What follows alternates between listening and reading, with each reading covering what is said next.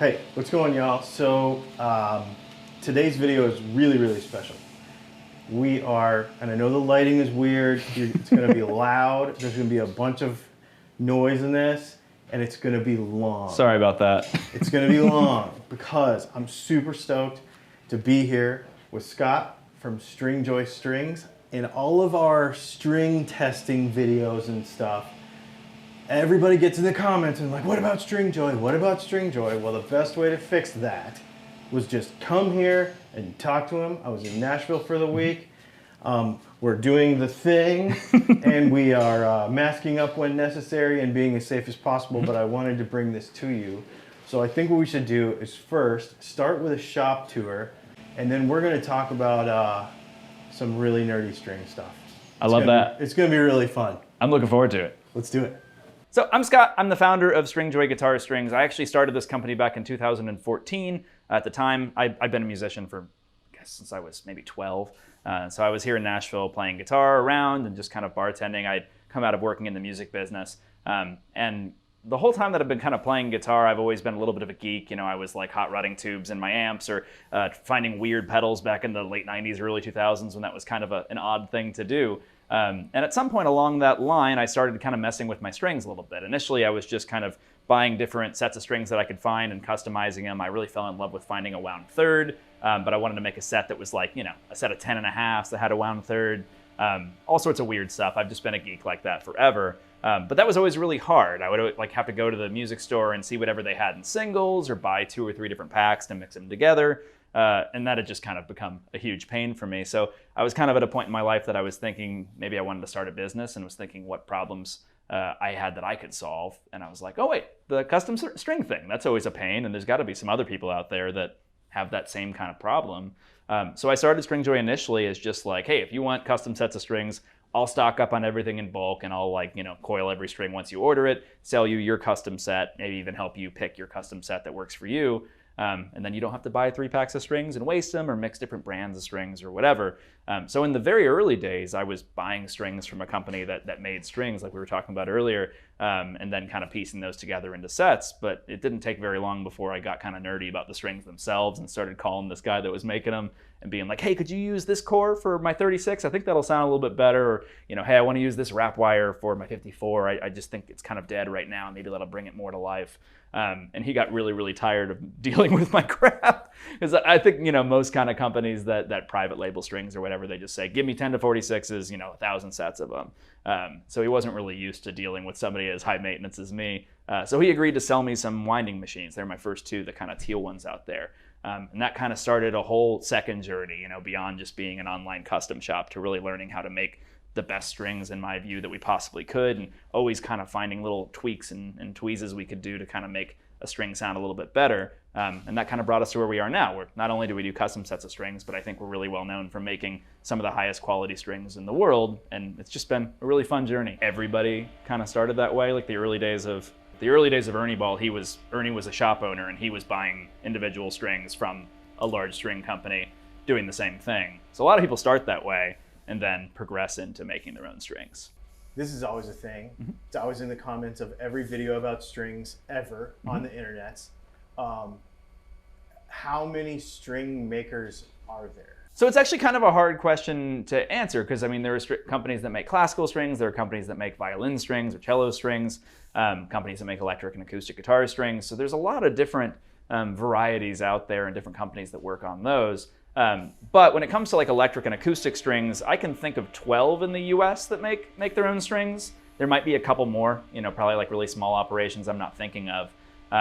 But it's a lot fewer than there are brands of strings that you see on the guitar string shelves. There's a big thing of private labeling, especially a lot of smaller companies, like I say, you know, kind of start off private labeling. And that's fine. I mean, it gets a little bit hairy because there's definitely like companies out there that are just buying stock strings that are $5 a pack on the shelves, putting them into their own branding and then selling them for $20 and saying how these are the best strings you'll ever find that have ever been made, and we have revolutionized the string making process. And that's total crap. You know, they're buying them from companies that make them one way, and a lot of times these folks don't know anything about how strings are made. not to be overly critical there. Everyone's got to start somewhere, and if you provide some value to players at the end of the day, I think there's no real problem with it. But it is very opaque, and a lot of people do think there's only 3 string companies in the world, which is kind of crazy. It's expensive to get into. This machinery is all custom built, and it takes a lot of, there's a big learning curve to get into. But it's not, like $20 million to start a string factory. So it's hardly something that only 3 companies in the world can afford to do. Start with the ball ends and work your way through the string making process, and give us the reasons why you make the choices on the material.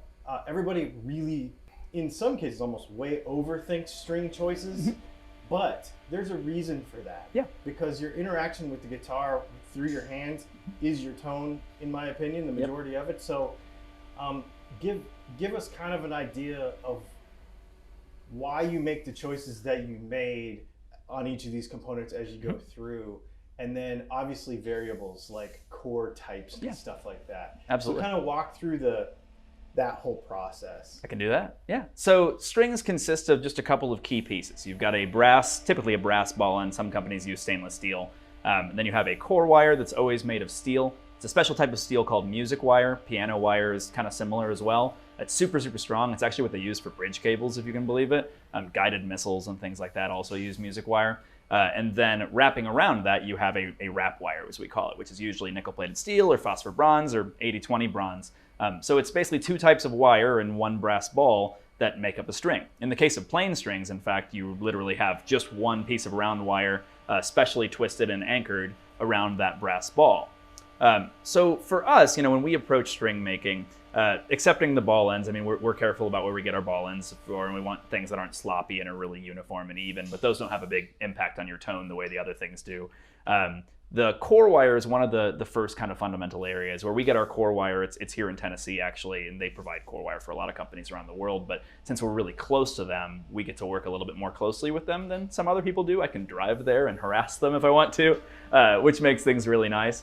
There's 2 different types of core wire. That's one of the first things you hear about a lot when people are talking about different string types. There's hexagonal-shaped core wire and round-shaped core wire. Like I said earlier, all plain strings are always the round variant. Hexagonal plain strings would be very painful. But when it comes for the anchor, the core wire inside of a wound string, you can have hexagonal shaped or round shaped. Hexagonal shaped is the more newer variant of this. It's a little bit more expensive to make than round core because it's being drawn through hexagonal dies. A lot more things that can go wrong in that process. What hexagonal core wire does is it anchors every single wrap around the core. So as we spin this core wire and then wrap the wire around it, every single wrap is being held nice and tightly by that hexagonal core, which tends to provide for better tuning stability. It gives you a little bit more of a focused tone overall. And that's why when it was kind of created, a lot of people really switched over to that. Round core strings are more of the vintage variety. It's what they made before hexagonal cores were invented. They do have some advantages as well. Round core strings tend to give you a little bit more flexibility. When you do a round core string, again, it's not anchored the whole way through. We anchor at the very end, which is why when you install round core strings, you need to put a sharp 90-degree kink in it before anchoring it through your tuner so those wraps can't slip. But you do have a little bit more contact between the wrap wire and the core wire, which can give you a little bit more of a boomy, bassier tone that we like for some things as well. Ultimately, I don't think one's necessarily better or worse from a guitar player's perspective. It's all about finding the thing that you like. Do you want a little bit more flexibility, a little bit more bottom end on your tone, or do you really like that bright, present, sort of focused tone that tends to kind of hold tune a little bit better? So that's cores in a nutshell. Some things like classical strings will use rope cores made of nylon, but we won't get too into that. And then you have wrap wire itself. This is where I think a lot of the tone comes from. This can be a couple different materials, like I was saying earlier, nickel-plated steel, pure nickel, phosphor bronze, 80-20 bronze. All bring different characteristics to the tone of an instrument. So if you're looking for more brightness, you might use one, or more of a dark character, you might use another. And the other component that a lot of people don't talk about is core to cover ratio. So if I want to make a 48 gauge string in the end, I can use a couple of different core wires, and I can use a couple of different sizes of wrap wire and get to the same place. So, but let me interrupt you there. Yeah. So what you're saying there is you can use a thinner wrap wire and a thicker core wire. Exactly. Or a thinner core wire and a thicker wrap wire. Yep. to get to the same gauge, but Exactly. that will also vary the tension, right? Because most of the tension ratio comes from the core, right? Both contribute, Okay. but yes, that's exactly right. So there's, not infinite, but there's a lot of different ways to arrive at a 48, depending on how thick you go with the core and how much you compensate that with the wrap wire. So I think a lot of people don't realize that every string company has kind of made their own ratios for every single gauge that they make. Like I said, a 48, we make our 48 different than most companies do because we put it at the bottom end of our balance tension set. So we make it more like a 46, where a lot of companies use it in a set of 11. So they make their 48 more like a 50. They go higher in the core, which gives you more tension on the bottom end. So there's a lot of these little micro decisions to be made. How much you're compressing the wrap wire to make the finished string.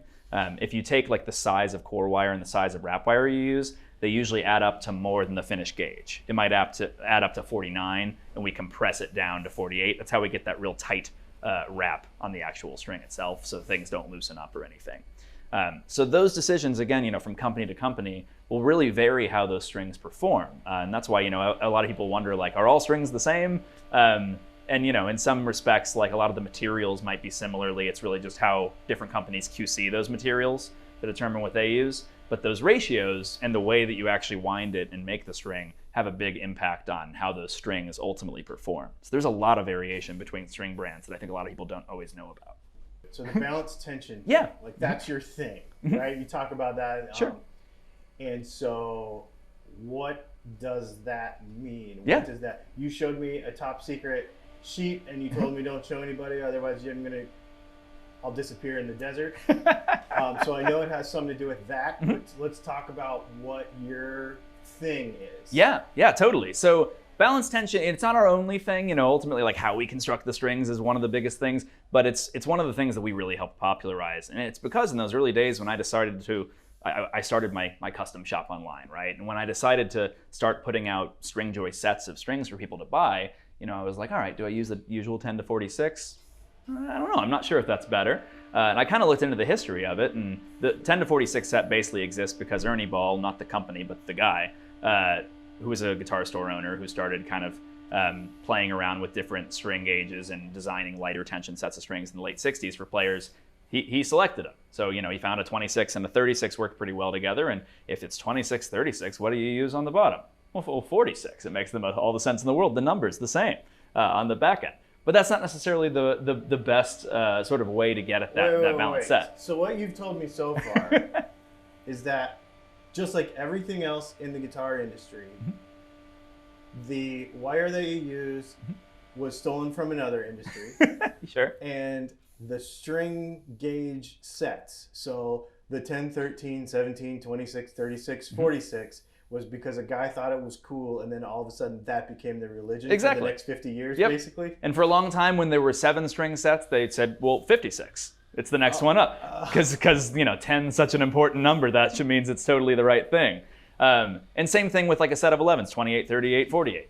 Everything just kind of followed in that process really cleanly. Or whatever, yeah. Yeah, exactly. But it doesn't really work out. The way I like to think of it is if you look at a pipe organ, like in a church, you'll notice that like at the smaller end of the spectrum, the pipes, one might be here and the next note's just a little bit longer. And as you get further down into the deeper realms, like, you're going from this size pipe to this size pipe to get to the next note. You have to increase the differences between the string gauges in the same way in order to get a balanced tension feel overall.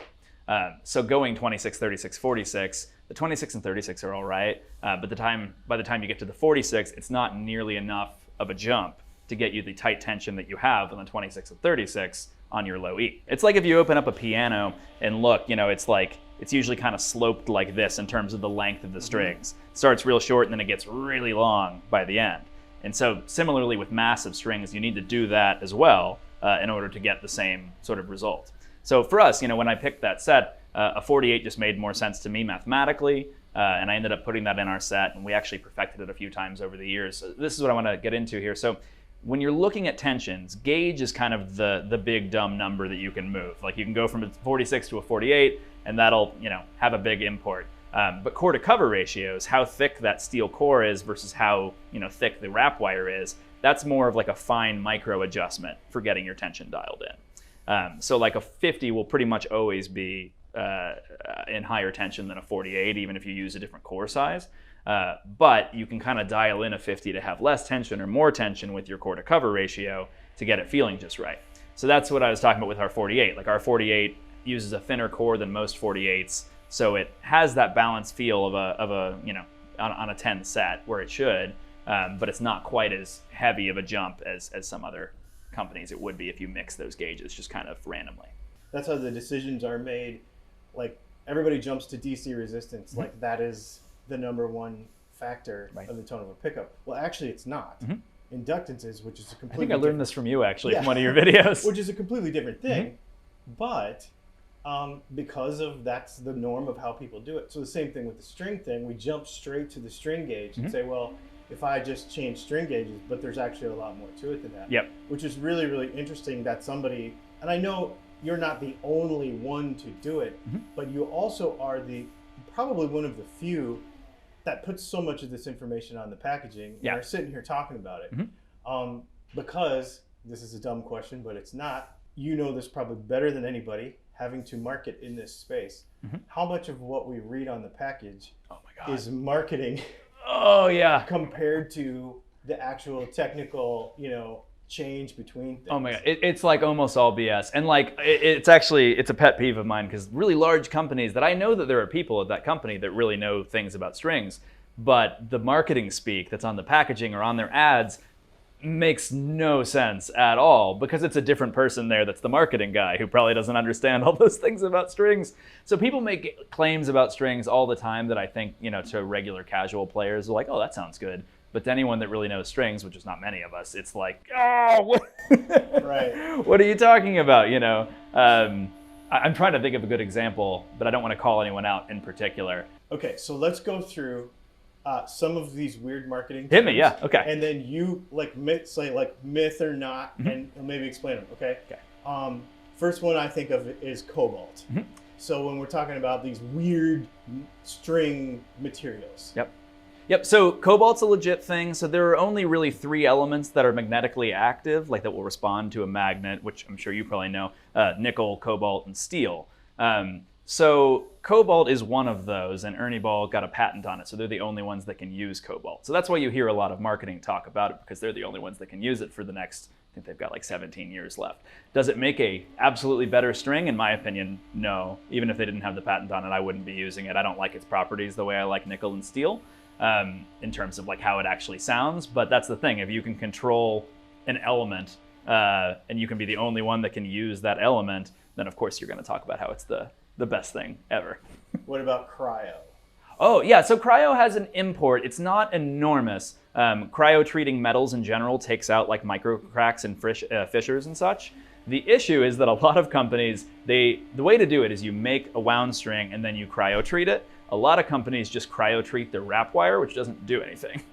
Because there's no it's the manufacturing process that creates those defects, and then cryo treatment can kind of smooth those over. So if you cryo treat the wire before you wrap it, those micro fissures happen anyway, and you don't have any way of smoothing it over. And that's really common. A lot of companies do it that way because it's cheaper and easier. It doesn't do anything. That would make sense because you're working the steel after you treat it. It doesn't make any sense. Yeah, if anything, it makes it more brittle probably, which you might have kind of bigger issues. Okay, so let's talk coatings. Obviously, you don't do any coatings. We might change that soon. Uh-oh. Yeah, I can't say exactly, but we found. Well, I'll let you ask your question. You found a thing. Yeah, we found a thing we like. I don't like most coated strings. So like. Elixir is like kind of the big name in coated strings, and a lot of people talk about like Elixir strings. Elixir is not a string company; they're a coated company. They source strings from other companies and then they coat them. I don't know if I'll get in trouble with that. Elixir is also that's a I think it's well-known rumor. They're also an offshoot of W.L. Gore that made Gore-Tex, which is like a $14 billion company. I have those on my shoes. Yeah, it's really good stuff. They got a patent on coating over the top of the string. Okay. So everyone else coats their wrap wire or their core wire and then wraps it. But yeah, coating, it's like a PTFE. It's like a non-stick skillet on your strings. I don't personally like that style of coating. I think coating through, so like when you have a round wound string, what you're doing is like, I'm trying to think of a good way to visualize it. You have like the wire kind of next to itself, like if you picture like a chain of circles. Because of that, it can move really flexibly. That's why we use round wound strings, so they're flexible at a higher tension than like a big old brick of steel. But when you coat over top of that, it kind of fills in those cracks, and I find that it stops the string from resonating the way that it should. So I don't like that style of coating. We're working on a coating that's micro thin. I guess I'm kind of announcing it here. It'll be in 2021. That's micro thin, and I believe feels just like an uncoated string, and it doesn't get in the way of that tone. In fact, what we'll probably eventually be claiming is that I think it sounds even better than uncoated strings. Wow. But yeah, we'll let the market be the judge of that. But we've been working on that for a long time, because a lot of people do like coated strings. They definitely do their job. You know, they keep your strings lasting longer. The challenge is not sacrificing your tone in doing so. Pretty much every company will like talk about their proprietary nickel alloy, and that's so for one, it's not an alloy. They're talking about nickel plated steel. It's a plating that's different than alloying metals. And it's not proprietary. Pretty much everyone's using 8% nickel-plated steel. Some companies use a cheaper 2% nickel-plated steel, but like every company, you know, will always be like, our proprietary nickel alloy wrap, and it's total. No, it's not. it's not at all. So really, the difference between stuff is really that ratio. Most of the time, it sounds like. And manufacturing is a big thing that a lot of people don't want to talk about. I think a lot of companies, you know, really try to focus on like innovating in, you know, having different wrap alloys and stuff like that, so they sound different. Because what they really don't want to do is to have to make things better, because that's really expensive compared to getting a different type of wrap wire that you can charge a bunch more for. You know, like the premium strings at your big companies, and you can think of some, but I won't talk about them by name. Those are made the exact same way as their budget strings, on the same machines by the same people with probably the same ratios, as far as I know. So they try to inject some technology into the materials and then inject some marketing in on top of that. That's exactly right. Yeah, it's a slightly tweaked material that sounds not necessarily always better, just a little bit different. Might be a little bit brighter, or a little bit darker, or maybe it's, you know, pretty similar to most ears.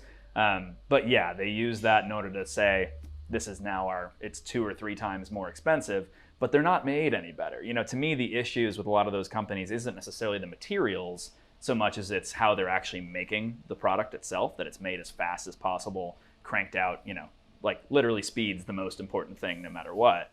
And they're not fixing that. You know what I mean? That's their premium line is not crafted by people that really care really slowly. It's the same thing on the same assembly line as anything else, just made slightly different, you know, probably not even necessarily better, so that they can charge more. What are the factors that you would suggest a beginner look for in their next set of strings if they're trying to experiment with? Absolutely. Yeah, so I think gauge is one of the most underlooked areas, or overlooked rather, areas of string selection. So I mean, the way I like to think of it is like, you know, your shoes come in like 6, 6.5, 7, 7.5, 9, all the way up to 13, right? But what if shoes only came in small, medium, and large? You'd be like, I'm a medium shoe. What are you talking about? And I'd be like, well, no, I've got like a medium plus. And you'd be like, no, I'm a medium. It's great. But that's just the one that fits you the best out of the 3 options. And I think a lot of players are that way with 9s, 10s, and 11s. You know, you got those, you might have heavy bottom 10s, and that's kind of what you have to pick from.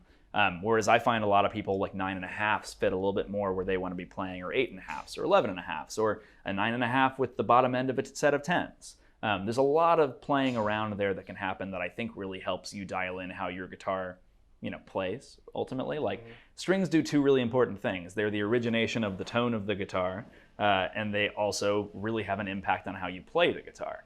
You know, a guitar that plays like butter for you, if you're playing 13s on it versus 9s, it totally changes how the guitar plays. It's a really important thing.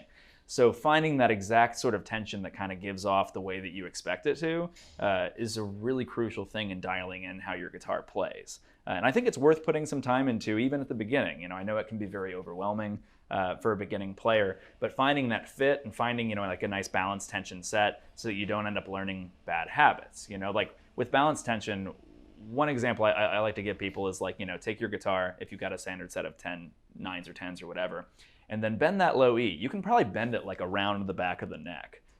You're just used to that because that's how the sets are. and that's how they've always been. But it's not necessarily better. It has way lower tension than the others, and I find that kind of makes it sound flubby when you're like blues riffs, you're hitting that E and then riffing elsewhere. I think you really want like a nice sort of tight punchiness there, but that's not what was available, so we're all used to strings that aren't kind of optimal for the way that we play. So I think that even though it's subtle, getting that balanced tension is really important so that it just makes it easier to play the guitar. Every string is going to respond the same way and feel really fluid as you're playing. So let's do a shop tour and show you how our strings are made, what they're made out of, and what this whole crazy process of making strings looks like. All right, so we're going to start off. I'll show you some materials first, actually.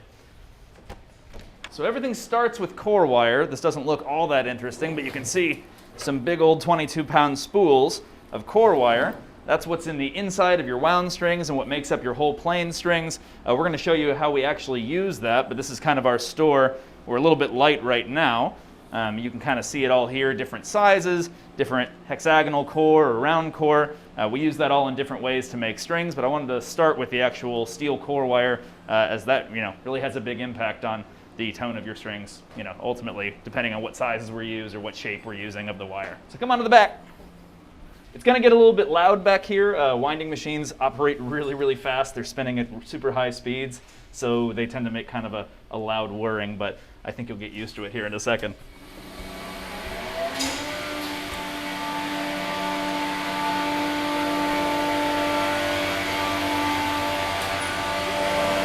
So you can probably hear that noise I was talking about. To start off, we have to ball end a string. So you can see our core wire right here is being twisted around a brass ball end. I'll show you our stock of ball ends. Looks pretty cool. These are all made of brass. We don't make them right here. It's a simple beaded part. They look super cool. These are the guitar size. Obviously, bass ones use them a little bit bigger. What we're doing here, let me get this started up again.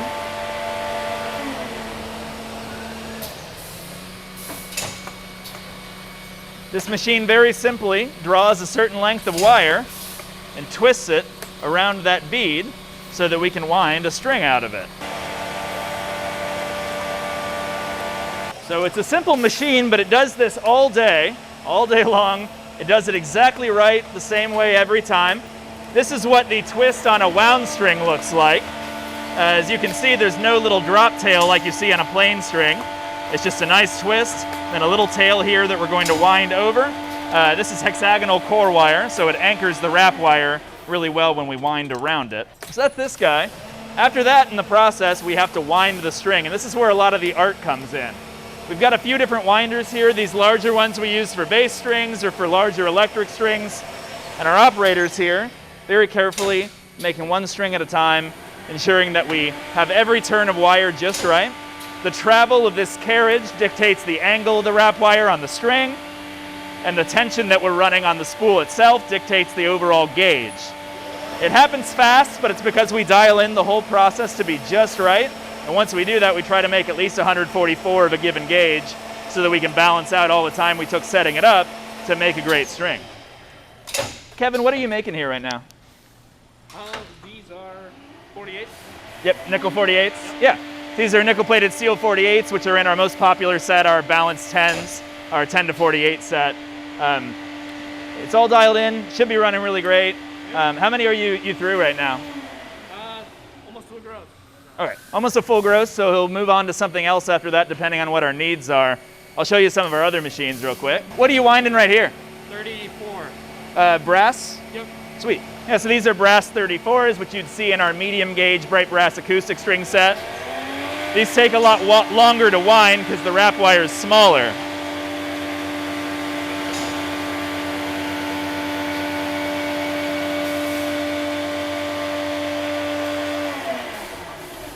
Yep. So again, it happens all really fast, but it requires a lot of setup on the front end to make sure that everything is going just right.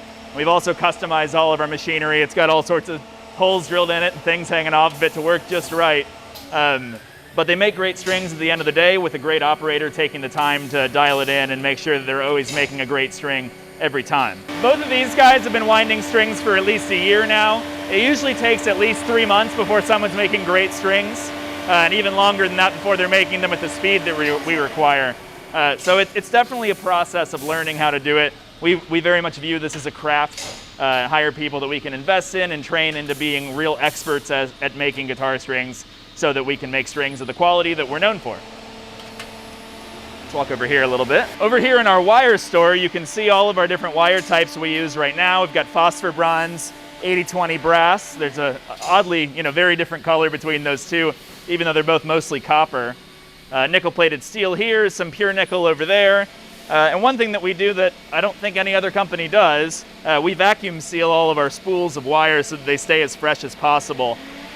This wire can age just like it does on your guitar. When your guitar strings sound different after 3 months than they sounded when you put a fresh set on, we want to make sure everything sounds as fresh as possible. So vacuum sealing our sets is one part of that so that we can make sure that this wire is as high quality as possible before we wind it and make a string that's going to go on your guitar. Let's go up to the front now.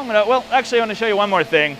You can see a bunch of different core. We've got some hexagonal core and round core. I'll talk a little bit about the differences of those in a moment when we get out of this noise. But again, all different sizes that we use for different individual strings that we make. Everything has kind of its own recipe depending on who you're buying it from. And we use these to help dictate how a string is going to sound. Hopefully it's a little bit less loud now. I'll show you what things go to from there. As you can see over here, Mick is coiling strings. He's doing this very fast, but he also inspects every string that goes through. He can feel a lot with his fingers, and believe it or not, finds at least a dozen strings probably a day that don't meet spec for one reason or another. These go into the envelopes that help you know exactly what gauge every individual string is. John over here is folding some of our boxes, which, kind of like the guys folding Domino's boxes, you get pretty good at after a minute. Hey, John. Everyone here is a musician or guitar player of some sort. Steven actually doesn't play guitar, but he is a recording engineer, so we made an exception there. All of our strings, once they're coiled, go into this wall. We have some backups of these, but these are each individual gauge that we make. Steven here is building them into some of our custom sets. We've got some of our standard sets back there where Mason will draw from to ship it out. All of our custom stuff comes onto this little reel that we print out so that we know set by set what particular custom gauges somebody wanted in their set. Steven will grab all those, build them, and then Mason will ship them out to people at home. So it's a nice kind of soup to nuts operation. We go from brass beads and steel wire and phosphor nickel-plated steel wrap wire, turn that into strings, coil those, turn them into strings and envelopes, and then turn them into sets, which then go directly out to you anywhere in the world or anywhere in the country. So it's pretty cool all in-house to be able to do that entire process, be able to keep an eye on every single thing that's happening in the process and control to make sure that everything's the quality that we insist that it be. We're obviously a smaller operation than a lot of the people that are making strings out there, but that enables us, I think, to deliver an even higher level of quality and an even higher level of care in the finished product that you get and put on your guitar. Well, thanks, Scott, for letting us come over there and hang out and shoot all that video and learn all that stuff about strings. Super cool. We'll leave a link to Stringjoy in the description of this video so you can check them out. Super, super cool company. Also, make sure you check out patreon.com/DylanTalksTone because everybody on Patreon saw this video a week ago. So we early release our videos over there. We also have some guitar workshop stuff. Last night we had one about soldering. It was all live and in person on Zoom. Super fun stuff. So make sure you check some of that stuff out. And thanks for hanging out with us. We also have a live Q&A show on Thursday at 5 p.m. right here on YouTube. So make sure you check that out as well. And I guess we will see you Thursday.